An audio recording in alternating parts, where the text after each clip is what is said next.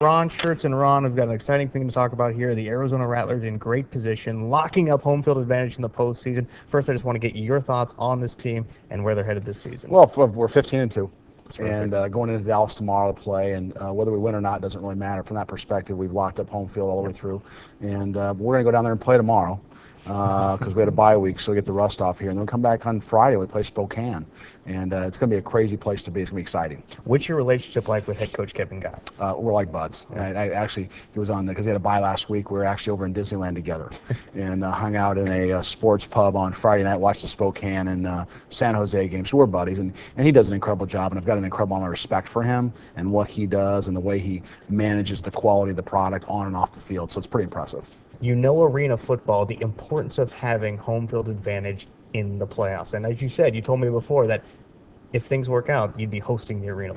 Yeah, so I mean, obviously, if you're going to win the whole thing, obviously the path is Right. through the home field, and we're in that situation, fortunately. So we got to get there. 1 year out, but for us to host the Arena Bowl down here would be pretty exciting. Your story's terrific because you used to be a season ticket holder. You were a huge fan, Right. and now you've kind of transitioned into that role of ownership here. What's that been like? Well, 1992, very first game they ever had, I was there. That's awesome. My seats I have now are better than those.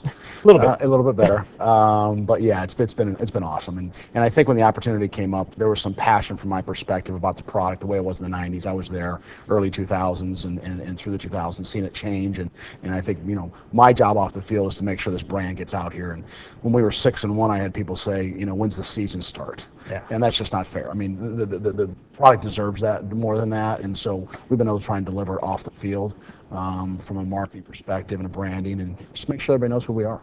We had some interesting discussions about the league in general back in the sports office. What are your thoughts on that? Because they took the year off, but they're still going. They've been around for more than 2 decades, and a lot of people don't realize that. Yeah, I'll tell you what the commissioner said, that we've been around for 25 years. We just skipped one. So, because they changed the way players get paid, the budgets are a little bit less, and we've got some people like Lynn Swan with Pittsburgh.